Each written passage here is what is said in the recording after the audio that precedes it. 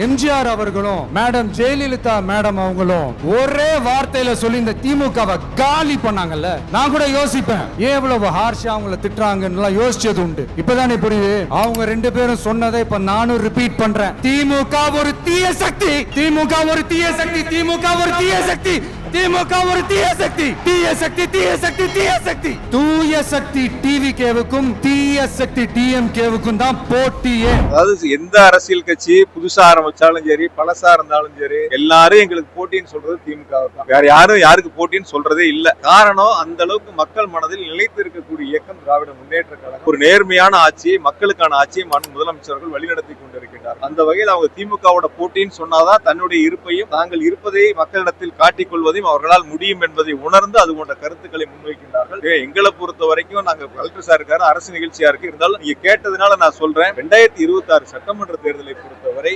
முதலமைச்சர்கள் தான் இரண்டாவது முறையாக தமிழ்நாட்டில் மாபெரும் வெற்றி பெற்று ஆட்சியை அமைப்பார்கள். அதற்கு மக்கள் தயாராக இருக்கின்றார்கள். அதனால வரக்கூடிய ஒரு புதிய கட்சியா இருக்கட்டும், பழைய கட்சியா இருக்கட்டும், அவங்க எல்லாம் வாக்கு எண்ணிக்கை முடிந்த பிறகு நீங்களே பாருங்க எவ்வளவு வாக்கு சதவீதம் அவங்க வாங்கி இருக்கிறாங்க, எவ்வளவு அவங்களுடைய பர்சன்டேஜ் இருக்குங்கிறது நீங்க பொறுத்திருந்து பாருங்க. முழுக்க முழுக்க அரசுங்கிறது நீங்க பாத்து இது மாதிரி ஒரு அரசாங்கம் நடந்திருக்கா? முதல்ல மகளிர் உரிமை தொகை கொடுக்கறாங்க, விடுபட்டவங்களுக்கு திரும்ப மனுக்கள் வாங்கி அதையும் கொடுக்கறாங்க, அதுக்கப்புறம் விடுபட்டவங்களுக்கு திரும்ப மனுக்கள் வாங்கி கொடுக்கறாங்க. இப்ப அதுல விடுபட்டவங்களுக்கும் மேல்முறையீடு செய்யலாங்கிற ஒரு வாய்ப்பு முதலமைச்சர் கொடுத்திருக்காங்க. ஆனா வட மாநிலங்கள்ல இருக்கக்கூடிய பிஜேபி அரசாங்கம் என்ன பண்றாங்க? தேர்தல் நேரத்தில் அறிவிச்சுட்டு தேர்தலுக்கு முன்பாக கொடுத்துட்டு தேர்தல் முடிந்த பிறகு பயனாளி எண்ணிக்கையை குறைக்கிறாங்க. ஆனா நம்ம முதலமைச்சர் அப்படி இல்லை. பயனாளி எண்ணிக்கை அதிகரிக்க வேண்டும் என்பதுதான் முதலமைச்சருடைய நோக்கம். அதுக்காக தான் தொடர்ந்து அந்த எண்ணிக்கை அதிகரிச்சுட்டு வர்றாங்க. அது விதிமுறைக்கு உட்பட்டு பயனாளியுடைய தேர்வு நடைபெறுகிறது. ஆகையால் அரசை பொறுத்தவரை மக்களுக்கான அரசாங்கமா இருக்கு, நேர்மையான அரசாங்கம், ஒரு நல்ல அரசை முதலமைச்சர்கள் வழிநடத்திட்டு இருக்காங்க. நிச்சயமா 2026 திமுக தான் வெற்றி பெறும். இரண்டாவது முறையாக